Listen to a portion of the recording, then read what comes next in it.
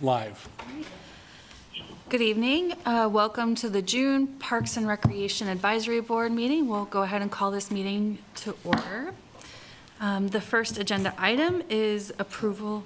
Oh, sorry. Oh, your statement. My apologies. Gosh. Thank you. Good evening, everyone. To minimize distractions during the meeting, please silence your cell phones. If you're attending virtually, please ensure you are muted and your video is turned off while you are not actively participating in the meeting. The city reserves the right to turn off videos or mute participants. When the chair calls for public comment, please approach the podium to indicate you wish to speak. Virtual participants should use the raised hand function to indicate you wish to speak. Please leave your virtual hand raised until you are called upon. The primary format for accessing or participating in this meeting is in person at City Hall. Virtual access to view or participate in the meeting cannot be guaranteed. The chat function will not be monitored. If you have any trouble with the meeting, you can view it on the city's YouTube channel, Cable Channel 25. Please state your name and zip code before speaking. All comments will be limited to 3 minutes. And back to What is a virtual hand? It's the little hand raise on the Zoom. It's like the little hand that's raised. Oh, she is here. Vicki is. Oh, she is. Okay. I apologize for being late. Oh, that's all right. Did you want to regain the chair role, or you want to? If Vicki is there and is chairing, please continue. I can't guarantee how long I can stay. So I appreciate your patience, and thank you, Vicki, for being there. All right. Thank you. Thank you, Roger, for the statements. Our next agenda item is approval of the May meeting minutes. Does anybody have any questions regarding the minutes?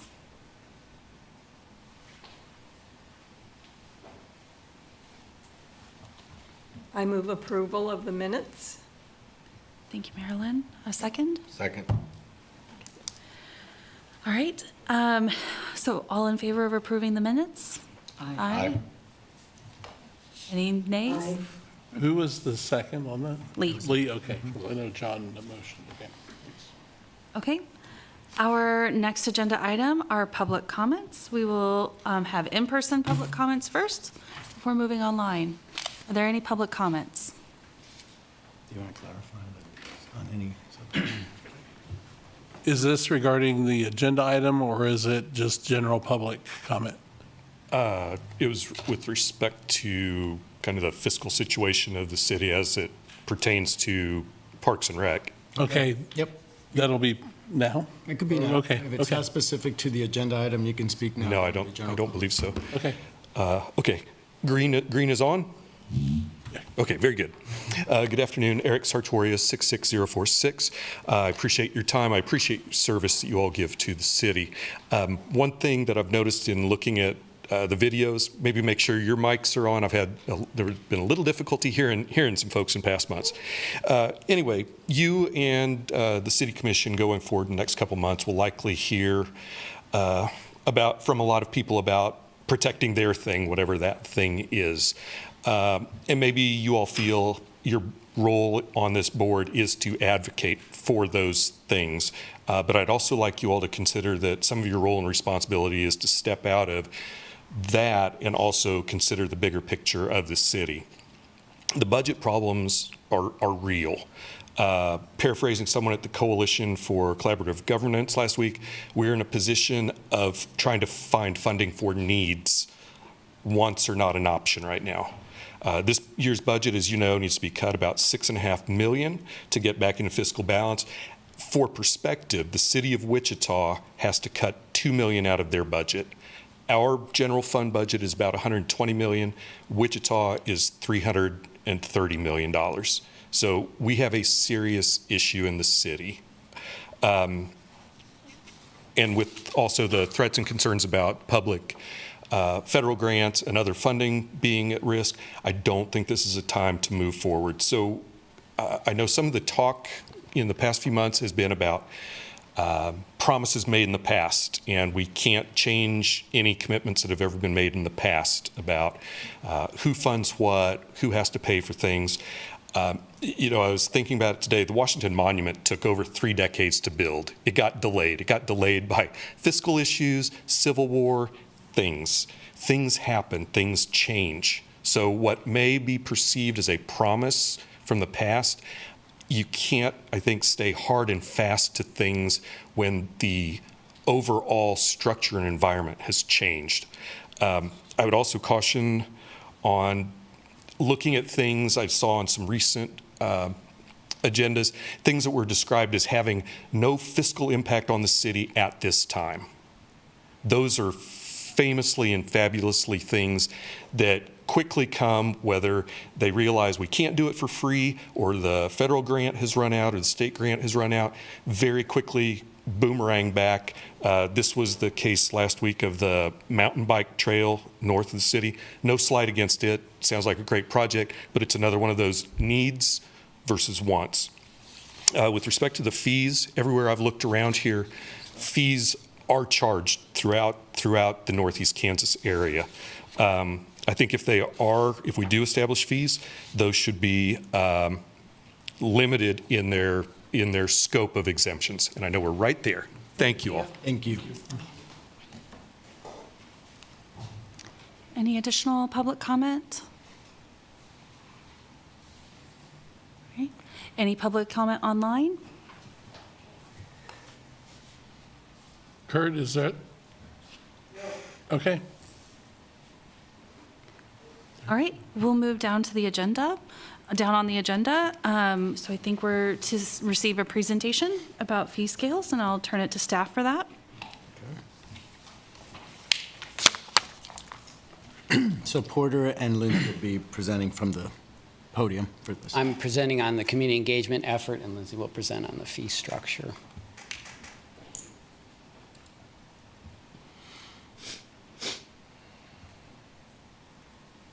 Okay, good evening, commissioners. Whoops, sorry, the screen is changing before my very eyes. Hang on, Kurt's sharing it.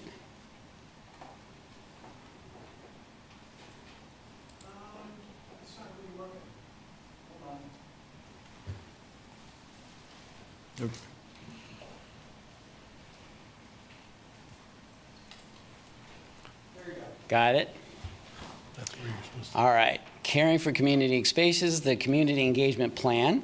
We work closely with the city communications team to develop the following presentation and all the efforts that are described here within. And Corey Wallace is here in case anything comes up from the community engagement perspective.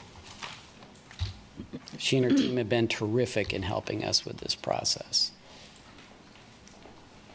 Underlying our community engagement are 3 key goals that are focused on building trust and securing feedback. Hang on, sorry, it's moving by itself. Are focused on building trust and securing feedback and guidance from community members as we confront this challenge. Those 3 are: understand community needs and concerns about new membership and fees, gather feedback to inform an equitable and accessible outcome, build trust and buy-in through transparent communication and participation. And this is how we're doing that. So the city uses the International Association for Public Participation, also known as IAP2, as a key framework for its community engagement efforts. For this engagement process, the city identified the consult level, you see it highlighted there on the slide, on the IAP2 spectrum of public participation. This level is used to gather public feedback on analysis, alternatives, and potential decisions. This level gives us the opportunity to ask the community for input, ideas, and suggestions that we can implement at our discretion. At the end of the engagement process, we'll report out and provide feedback on how public input was utilized. We also have an active community engagement page that's tracking all this, has happened thus far, explains the background, and also posts the meeting opportunities and the survey and that type of thing.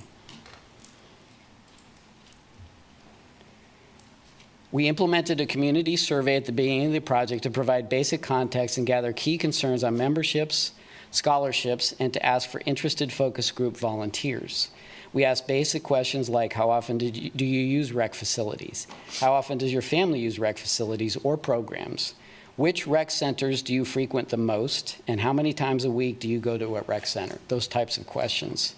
We asked basic questions, and then we also had rec center pop-ups, which actually 2 happened 2 weeks ago. 1 is happening tonight, and 1 is happening later this week on Thursday.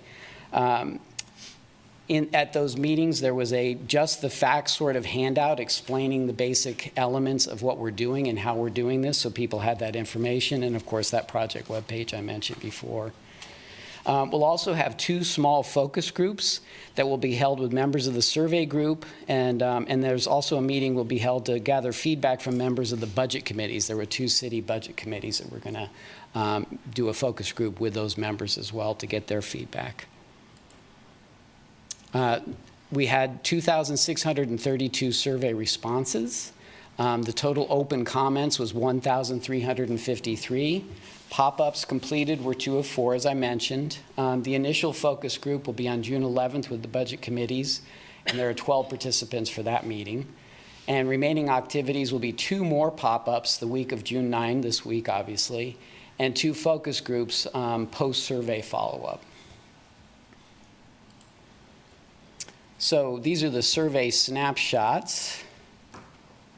One of the first questions we asked was, as a community member, whether you use any of the recreation facilities or not, please rank the overall value of recreation facilities as a community benefit from 1 lowest to 10 highest. As you can see, there's a very high percentage of people in this community that recognize the value, whether they use them or not, for the recreation centers, which is great to know. This is of the people who responded to the survey, Correct. so it's not a random.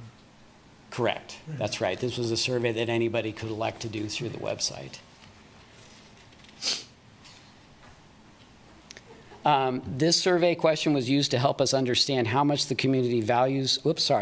This question helped ensure our understanding of the top community concerns, which you can see listed here. And as you can see, there's no surprise. The cost for low-income families was at the top of the list.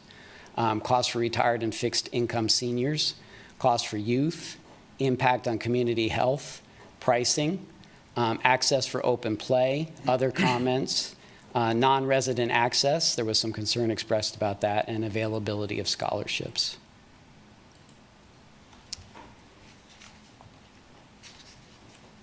And this shows the results of the question, how interested would you be in receiving a scholarship or financial assistance for low-income individuals or households?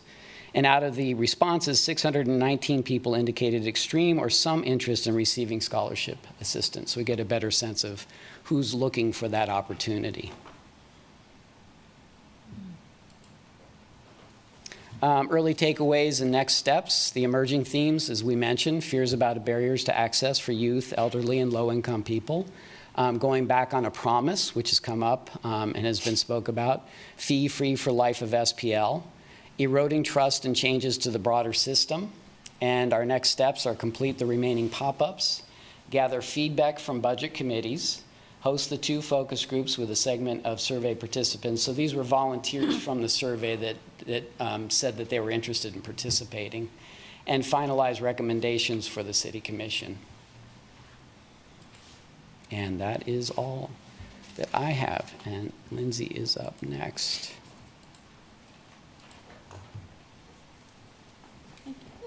Oops, sorry, one more. Voila. Do you all want to do some questions now? Let's wait, that way we can just ask them. Okay. All right. Good evening, everybody. I'm Lindsay Hart, Assistant Director. I'm going to speak now more to the proposed membership fees that we will be working on taking to the Commission in July. And so tonight we're going to talk about the structure that we're putting together as we're working towards building our first proposed draft of fees. So the purpose of the fee structure is, number one, to protect essential services while obviously meeting citywide budget reduction goals. We want to create a sustainable funding model that minimizes disruptions to programming, facility hours, and staffing. We also want to make sure we keep access equitable and inclusive for residents regardless of income. So this is kind of the nuts and bolts right here. I'm going to walk through it, and then we can, if you have further questions after. But we're going to offer a variety of access types, starting with daily passes, which would be, users who are just a short-term or occasional use, maybe in from out of town, family visiting, things like that. And then we're also going to have punch cards, which will give a multi-visit flexibility. We're also going to do monthly and annual memberships for ongoing users. And with those, I'll stop right there and kind of explain. We're going to have 2 different packages, you might say, or membership options. And so there's going to be an all-facility access, which will be Sports Pavilion Lawrence, East Lawrence Rec Center, and Holcomb Rec Center. Then we're going to have a separate membership, which is just for East Lawrence Rec Center and Holcomb. We do understand and recognize that there are some people who maybe won't use Sports Pavilion Lawrence. And so we will have an option just for the neighborhood rec centers. It will be at a lower fee than the package that includes SPL. So we are going to have those 2 options, which I think will provide some flexibility for our community depending on where they live and what they plan to use our facilities for. We are also going to have resident and non-resident pricing, and so that's going to be on all our new membership fees across the board. We will have that option. We will be building in the non-resident fee, which will be obviously an increase, approximately a 20% increase above the regular resident rate. Currently, our recommendation is going to be that resident is City of Lawrence only. And so that's going to be something that we'll bring to the commission for discussion and for thoughts. But as of now, that's how we're going to be categorizing City of Lawrence residents, not Douglas County, to be clear. So that is something that we want to be transparent about. As far as the pricing structure, we have an equity-centered pricing structure that we're working on. It's going to be tiered by age and household type, so we will have an adult option. We will have a youth and senior option. Those will be the same rate for youth or senior, and that's pretty typical nationwide. And then we'll have a household option, and a household membership will be up to 5 people living at the same address. At least 1 needs to be an adult. And so we'll have criteria, and as we start to set up the fees and selling memberships, we will work with people on what documentation they need to provide for that. So again, we'll have the monthly and the annual, and then day passes, and then punch cards to provide a wide range of flexible options for people to use our facilities. Also, the age ranges we're looking at, adult would be 18 to 59, senior would be 60 plus, and then youth would be 5 to 17. Most, for our facilities, between ages 13 and 15, you have to have an adult with you in the weight room. Between ages 4 and 12, you can only use the track with an adult. So we felt the youth age of 5 to 17 catches most kids who are going to come maybe use the gym for open play and things like that. The other thing we're doing, again, listening, so far the feedback we've heard, a lot of questions early on was making sure we had access for youth. And we are going to build in some hours of each day of the week where it's free for youth to come into our facilities. So after school, Monday through Friday, it will be free at all of our facilities, including the community building, from 3 to 5. Wednesday is an early release day. It will be free from 1 to 5. And this is for youth only, ages 5 to 17. They will have free access to our facilities on those days. And so again, this applies to Holcomb, East Lawrence, Sports Pavilion, and the community building. So as we start to look at fees and pricing strategies, we will make sure our fees are strategically priced to be lower than peer communities. We have posted, I know Porter mentioned, we have a website page as we're doing the community surveys and things like that. We have some information up there right now that shows some of the market research. So we have shared that and we have that available. But when another step that we have been looking at, which we've, I know even in this group, we've talked quite a bit about scholarships. And what we have decided to recommend is a qualified rate for residents in need. And so this would be for residents demonstrating financial hardship. They will qualify for a deeply reduced rate. As of right now, we're looking at it being about 60% lower than the cost of the regular rate. And so that is going to be a streamlined, low-barrier application process. We're working right now to have an online application.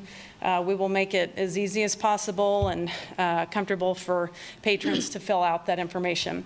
We will use the same criteria as our scholarship program. So the forms will be the same.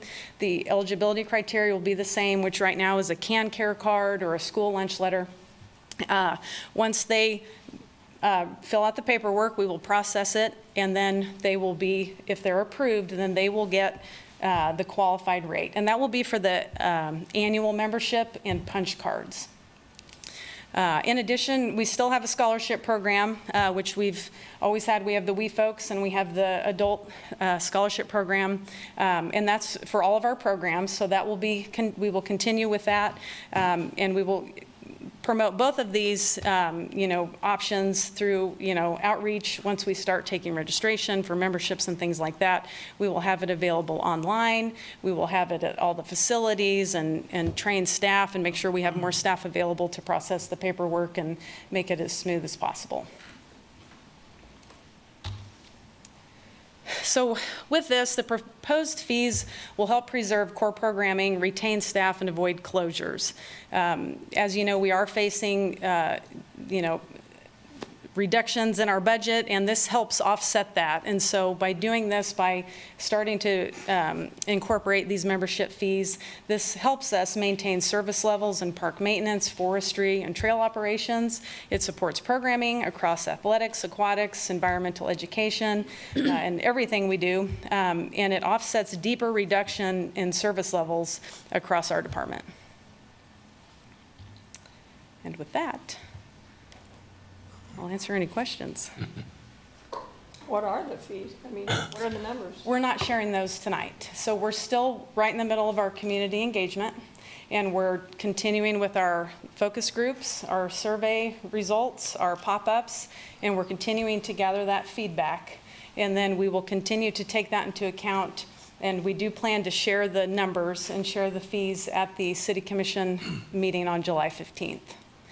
So the advisory board has no knowledge of what these fees are going to be that are going to be presented to who we report to, which is the City Commission. We will share with them, the plan is through this process that we will share with them and this board at the same time, and we will meet the day before the commission meeting. What we are, I think what we want to make sure that is clear, that on the 15th, when we meet with the commission, we're presenting these figures to get feedback and direction as well. So on Monday, the 14th of July, we will have a conversation for your feedback, and we will incorporate that along with the feedback that we get with the commission on the 15th. That will just be on the proposed budget. And then between their feedback and September 12th, when that budget is approved, we will continue to develop based on that feedback. So the reason we're not sharing with the numbers now is because we're still developing based on what we're hearing from the community.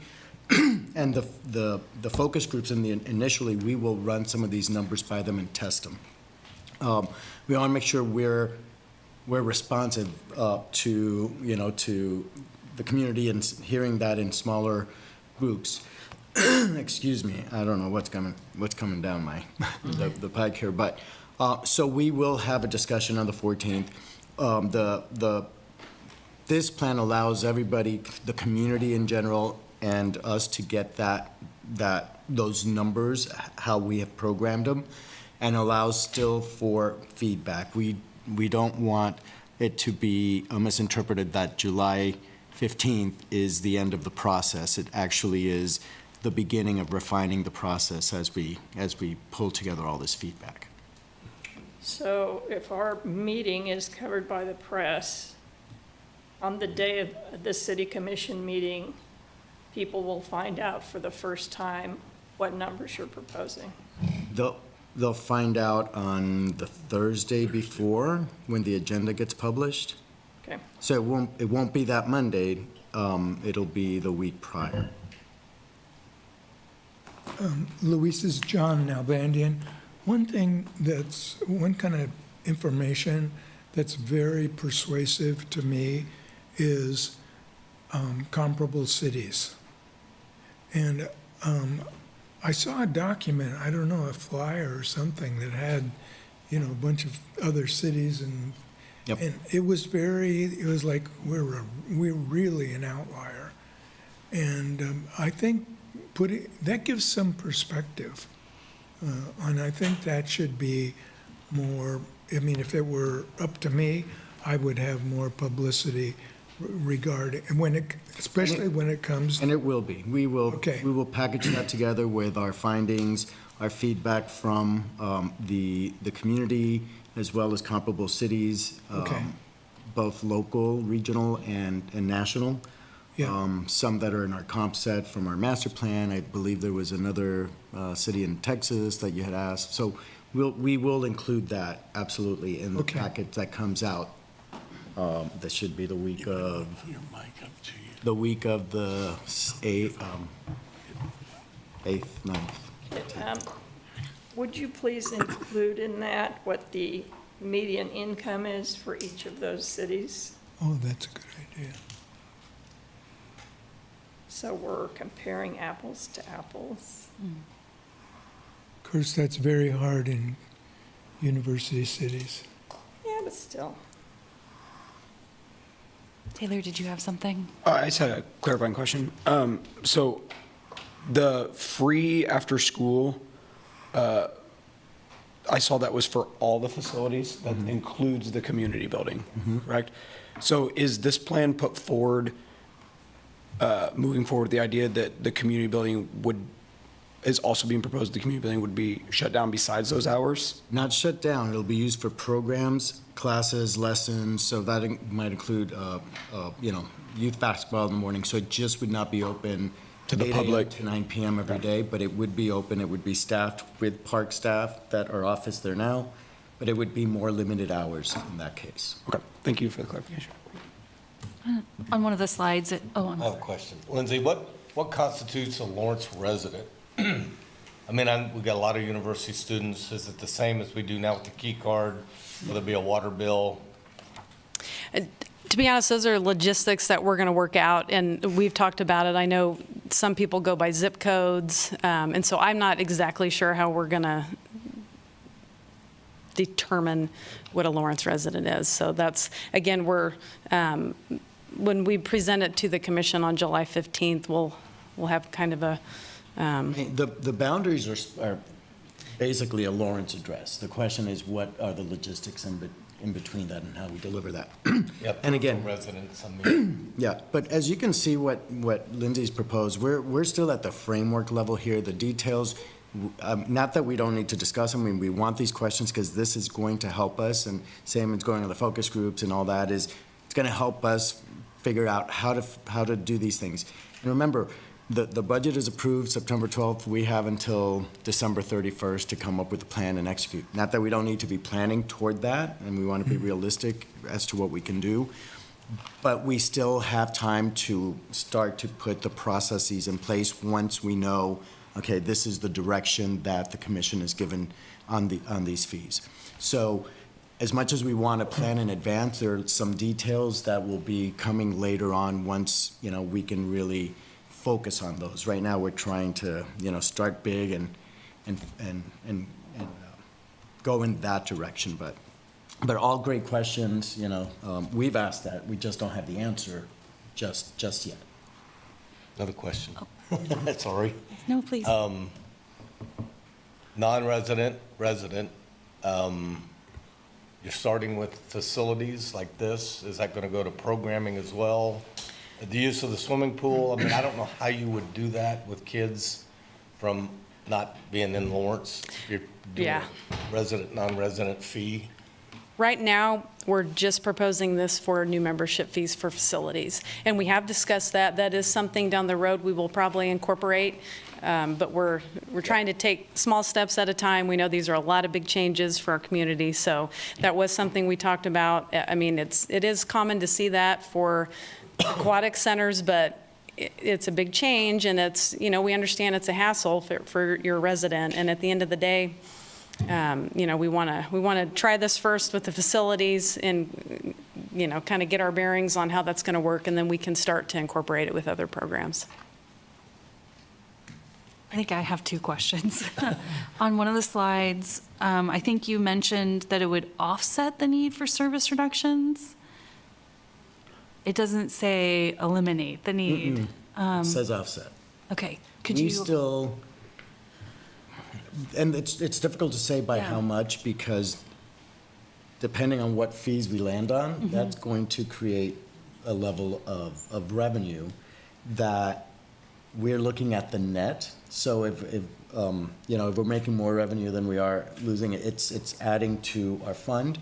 So, we also want to say, as we're looking at these numbers, we want to be very conservative for two reasons. We want to make sure that this remains affordable. And if we go by comparable cities, this would not be, in my opinion, what the community is looking for. But there are those cities, even in the immediate area, that are charging, high prices. And we could do that and cut everything out, right? We could eliminate all these, the deficit. We could, if we charge enough. But what does that get exchanged for? For access, possibility people just won't come to the centers, So we want to make sure that that what we're coming up with is palatable and realistic. And hopefully we'd be nicely surprised where there is an excess of that. And then we can offset even more cuts. But we are expecting still probably $600,000-$700,000 worth of cuts to our budget. Again, just in order to, and again, listening to the community, and knowing this is new, this is a change. We don't want to shock the community. We want to work with them, and we want to be able to afford to continue to provide the services we do. So we're being realistic, conservative, and responsive. So it will not eliminate everything. We will have to reduce service levels. The ones that remain less affected are those that are carrying revenue with them, right? So the recreation centers, we don't have to cut some of the proposals that we thought initially. But there are other things that, we still will have to do less mowing, right? Now, this helps us, mowing, right-of-way maintenance. It helps offset some of those deeper cuts that we expected that came out of the Balancing Act, saying that parks, trails, and open spaces had to take a $1.1 million cut. This offsets that. So reductions are going to be a reality. They will not be as noticeable if this happens. And, we might be pleasantly surprised once we go out, the commission or anybody else might say, those aren't high enough, but there will be an offset. If not, if the fees do not pass, they could pass in some capacity, right? I do want to mention something that we didn't mention, because I want to make sure you know that we're listening to you. We are also considering tournament fees for those that, are visiting for tournaments. So it's not mentioned here because it's not affecting necessarily our residents specifically, but that is also a consideration. So, it could be one, it could be all, some portion. So the amount of what we have to cut will come through the budget process and what that approval is. Okay.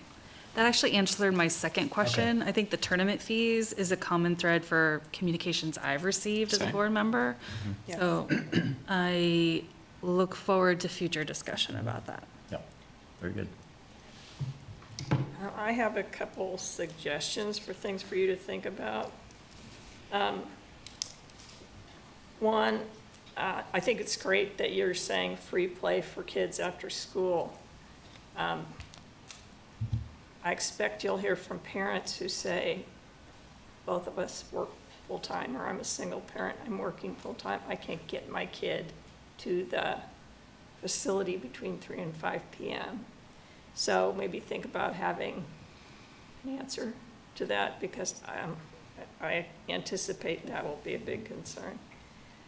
The other thing is the qualifications that you're using for reduced rates. Not every low-income person in Lawrence has a CanCare card or has a child in school Correct. that qualifies for free and reduced lunch. So have you, I mean, I won't ask you now, but I'll just say, I think it's important to have some qualifying criteria that are not just those two. Yeah, I think those are examples that we use. Okay. But For the adult scholarship, we have other. Can you go up to the mic? And Marilyn, can you lean in a little bit closer too? I just gave a few examples. Our adult scholarship criteria has more options listed than just those two. So we will follow that, but we'll take a look at that, Marilyn, and see if there's anything additional that we could add, if it's. Yeah, I mean, those are quick and easy because some other agency is doing the qualifying. which is what we want to do. Again, we don't want, if they have if a family or individual has proven to another governing agency, government agency that they're qualified, we will take that at its value, again, to make it easier for qualifiers within our scholarship program. So removing layers of complexity, removing layers of paperwork, you've done that already. You've shown the school, you've shown, the health department or whomever. So just show us that they've approved you and we will honor that as well. No, I get that, and I think it's great. I just want you to be prepared for thousands of working poor who have not had to qualify for either one of those, and how you're going to assess their need. Okay.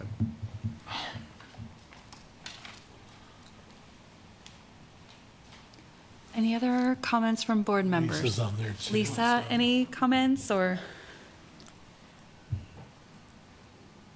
Okay. I had a question, actually. First, I'd like to start by thanking the staff. I think you guys have done an incredible amount of work on this and clearly heard the concerns about equity and really worked hard on just uncovering every possible stone. So thank you for the work so far. I really appreciate it. I am maybe a little slow on the uptake. I'm not sure I understand the difference between a qualified rate and a scholarship and how people fall into those two buckets. Sure. So the scholarship program is our current program that we use for programs. So summer camps, any of our basketball leagues or unified programming, that is for programs. Okay. When we first started talking about this, we looked at including these new facility memberships in the same pool of money as the scholarships. But then we realized that has limited funding, and we don't want to take away from our kids who want to do the summer camps or our participants in all these other programs and leagues and activities that we do. So separately, for these memberships, we have a qualified rate. And so it is, in essence, the equivalent of receiving a scholarship, a discounted rate, you might say, but it's not going to be funded through our scholarship program. It is just simply a lower rate, and therefore it's unlimited. And so we don't have to restrict access if we, reach the max of our funding and things like that. So we felt this was a better way to go about it. And so the criteria will be the same. And so in essence, we'll use the same forms and the staff will fill out the paperwork the same. But instead of, being qualified as a scholarship, if you're wanting to sign up for membership, then you just get this different rate. Oh, good. And I thought that's what it was. I wasn't Just to quite add sure. to something else regarding that, how a person can qualify for both qualified rate and a scholarship, right? Because one doesn't cover the other. So just because you get a scholarship to a program, to adult learning or adult, like, something with Gale, as we often use here, you can still get the qualified rate. So they're not competing. Okay. So that's still the plan. We don't want to say, well, you got this, you can't get that, or you got that, so you can't get this one. So, Oh, great. And I had another question. With like birthday parties and things that are at like Holcomb, or you bring people to SPL, are those sort of taken into account in terms of pricing for the group activities? Do you mean like if someone's attending a birthday party or? I guess like if I'm, my 5-year-old is having a birthday party at Holcomb, like is it still like I rent out the facility, and are those on qualifying rates as well? No, that won't apply. That's a program. Okay. And so that just takes place at our facility, but the qualified rate will only be for an annual membership. Okay, Either for adult, senior youth, or household, or the punch cards. okay, great. So otherwise, if you're just reserving the facility for a room rental or party or something like that, it'll be the way it is currently. I think Okay, the only differentiating rates that we have for that type of thing is a profit or non-for-profit rate. okay, so otherwise that it's- stays yeah. largely the same. All right. And then the annual fee and the monthly, are those going to be on those cards like those card reader cards? Okay. Yeah, we'll still use that. So luckily, the majority hopefully have their access card and still use it. So we'll use that same system.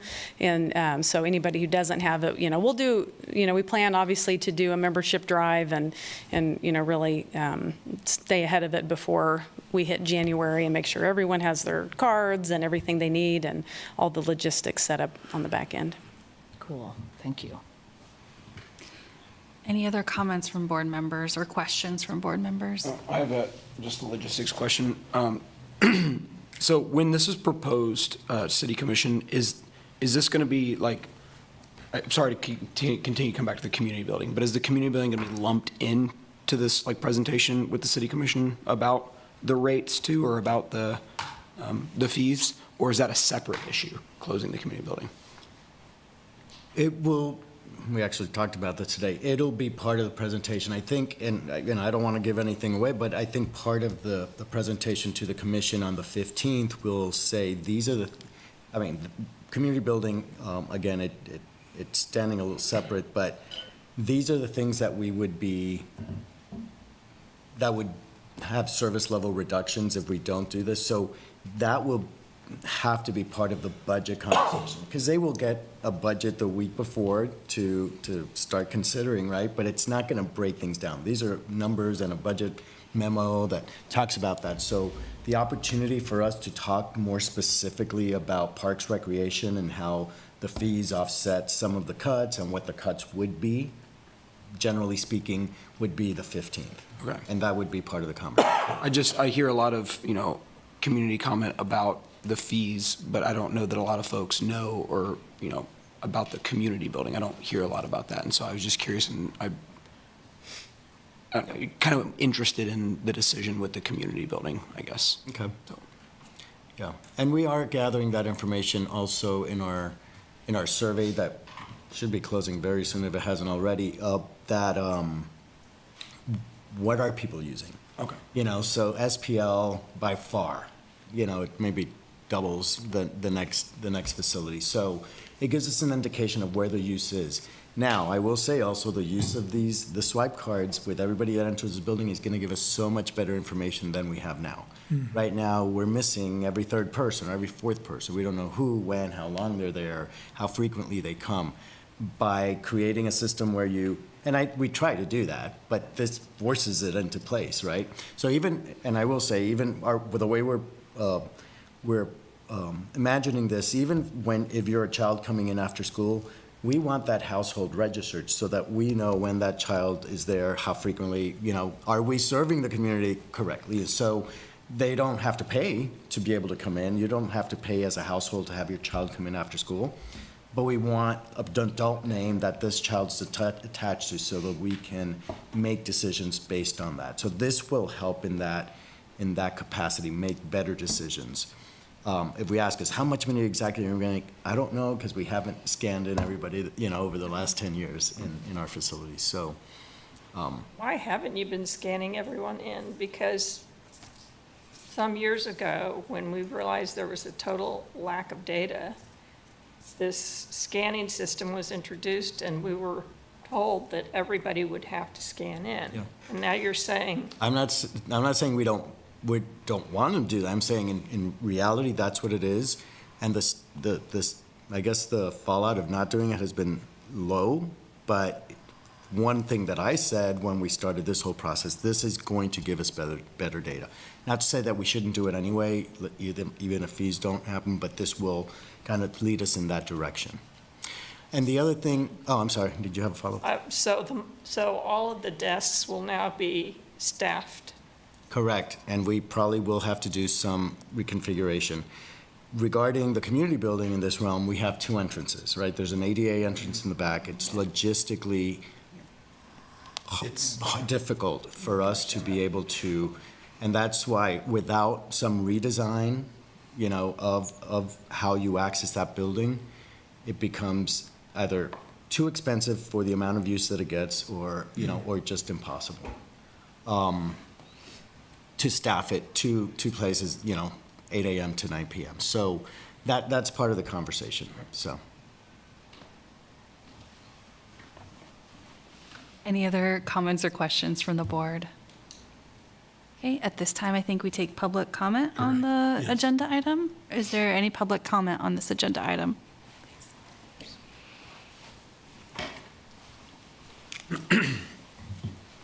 Hi, my name's Sid. I'm from 66049. And first of all, thanks everyone for being here. And, this is my first meeting here, so I'm a little bit nervous, sorry. So, yeah, clearly everyone here in this room has put a lot of thought into this and a lot of effort into figuring out what these logistics are and how this all hangs together with the city budget. And I guess I'm a resident who mostly uses SPL. And I guess I see the SPL as being something very unique to Lawrence and something very special. And seeing, I guess even the potential of fees being introduced is a little bit disappointing to me because I see it as a function of our government. And in general, it just kind of puts the city in a position of almost competition with other local gyms that are mostly chains and kind of undercut whatever fees and then later raise them up. And that doesn't seem like a very good dynamic in general. So I guess that's my first thought. Another thought is that, yes, we are unique in not charging fees for the use of SPL, for the use of Holcomb. I saw the comparable cities slide, and I guess I just feel like we should be proud that we are unique, that we are the only place in that comparable city slide that doesn't charge for anything. The next thought that I have is mostly centered around access. So SPL obviously is I'm sorry, I forgot your name, Lewis, I believe? Lise, yeah. Yes, Lise. SPL is obviously by far the most visited. Holcomb, I honestly don't even know where it is. I don't know where any of the other rec centers are.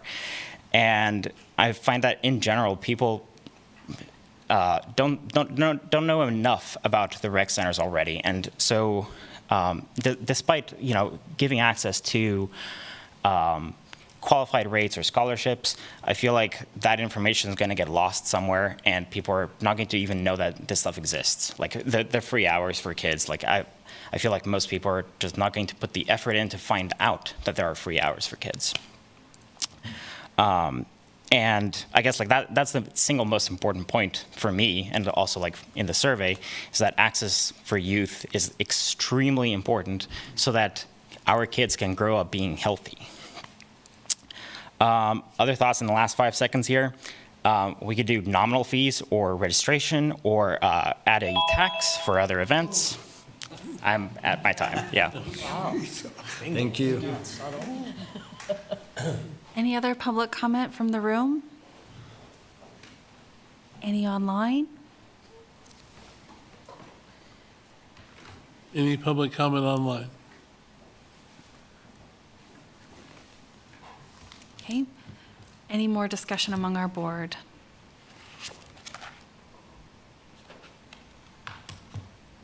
Right. Hearing none, we'll move down in the agenda. I believe, Luis, I'm going to hand it to you for a director's report. Yep. Okay, thank you. Okay.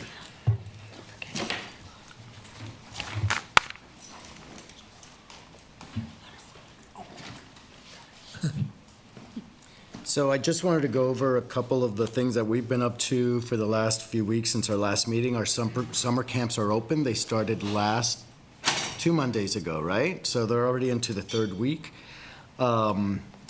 Outdoor Aquatic Center and splash pads are open. We did, I think the opening day was a rainy day. It was not well attended. I do know that Kansas City, I think they delayed it by a week, or, and then they celebrated that, but we did open. We want to make sure we're holding to that Memorial Day promise. The city band concerts have begun in South Park. I will be conducting on June 18th, guest conducting, so. I think it's June. I didn't even know that. Yes. Wow. Very cool.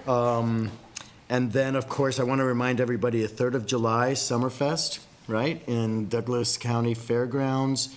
And we will have, we're expecting the drone show that was canceled last year due to weather to occur this year, and they promised to make it bigger and better because of that. So we're looking forward to that on July 3rd. Please come visit us. I also want to bring up that next Tuesday, one of the things that were in the minutes, if you guys recall from last month, was an update on the Lawrence Loop.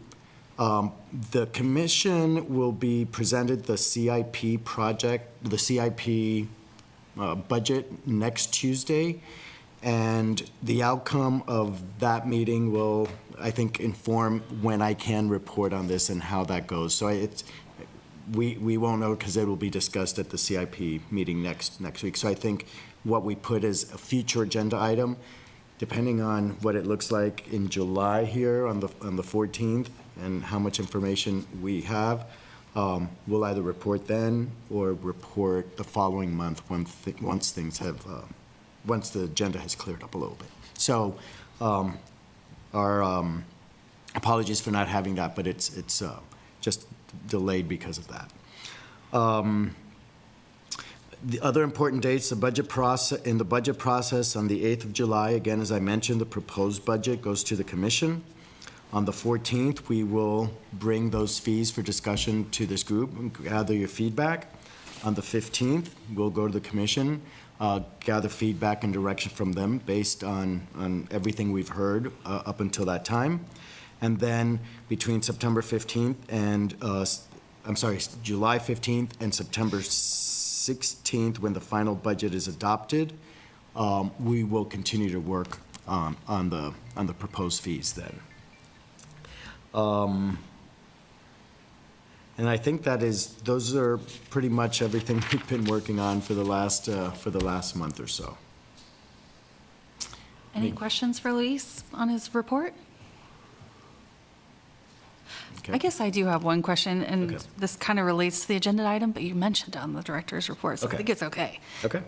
Will this board be asked at any point to approve recommendations, approve a plan for fees? Or is our role simply to provide feedback at various steps along the way? That is how we're pursuing. What we would want is to take to the commission something that has been vetted in the community, including input from you, and have them decide and give us direction. And then there will be follow-ups to that where we can gather more information. Did we capture what the commission asked us to look at as a staff, and you as a board, they're making the decisions, you're serving them. So I think that kind of aligns with what the direction of these advisory board changes last year were supposed to do, rather than, hey, these are what we think, here, commission, approved. It's more consultative, just like the IAP2. We want to consult with the community. We want to make sure that we're hearing and that we're feeding it back to you, to close the loop, if you will, on what we're hearing, and, but then ultimately make sure that the commission is saying, yes, do this, don't do that. And if they ask, have you brought it up to, the advisory board? Yes, here's their feedback. We're taking their feedback into account. So I think it's integration into the process rather than step 1, step 2, 3, get board approval, step 4, get commission approval, as has been, I think, done in the past or in some other places. So. Thank you. As a body, though, I mean, we would have the prerogative to make a recommendation. Yeah, because we are an advisory board to the city commission. So, I mean, that weighs into that whole thing. If we want, to do that, yeah. It's our Yeah, if form- we only have a it's our day, it makes it form. logistically difficult, very difficult. Yeah, thank you. Yeah. Any other questions for Luis based on the director's report? I Sorry. checked Lisa too, I don't know. And Lisa? No, thank you very much. I'm thinking of you. All right, the next item are board items. So items that you all would like to bring forward. Is there anything?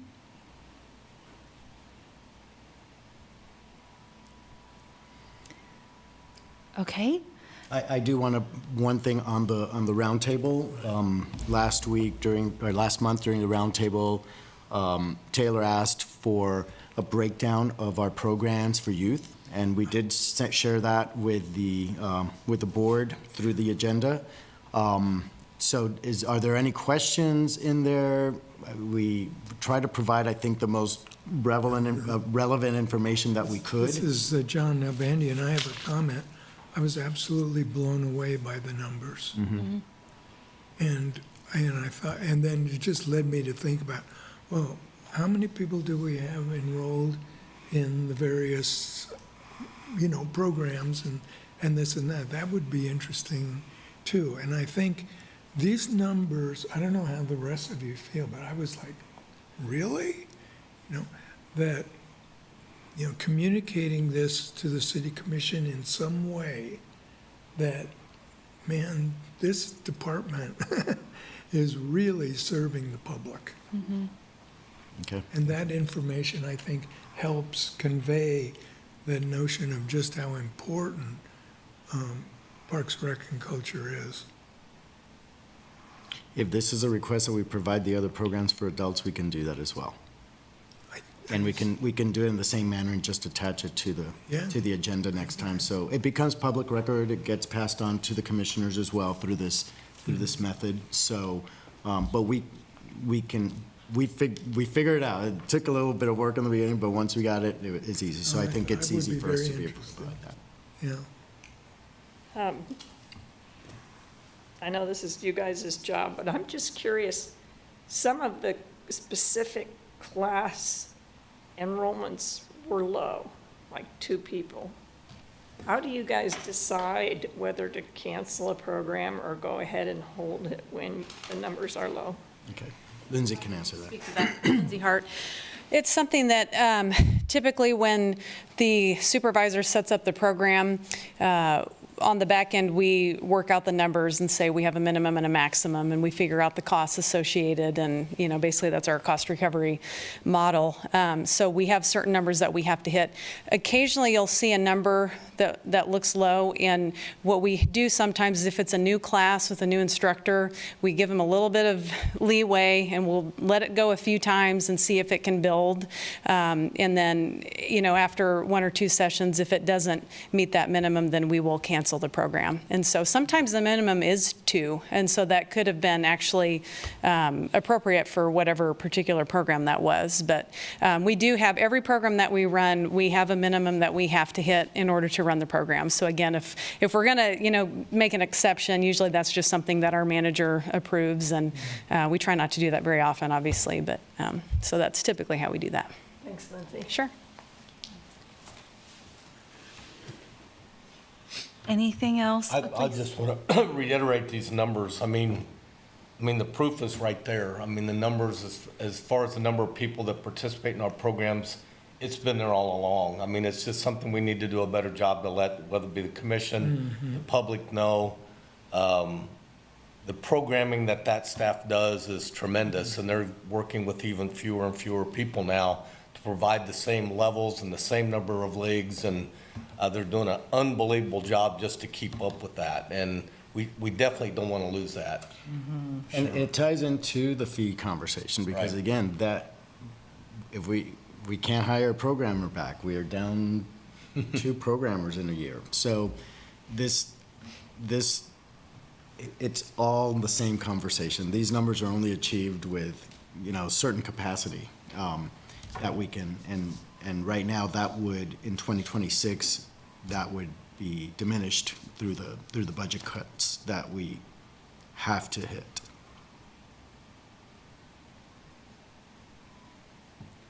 Any other board item, roundtable?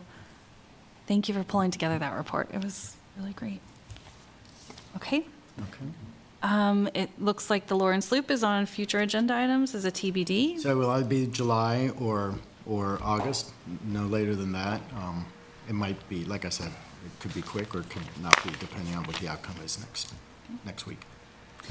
In terms of calendar, our next board meeting will be July 14th at 5:30. Looking forward to that. And with that, we've reached the end of our agenda. Okay. Can I get a motion to adjourn? I move we adjourn. John Nalbandian, I'll second. All right, all in favor? Aye. All right, thank you, everybody. Thank you. Thanks, Lisa. 6:30 on the dot. Oh.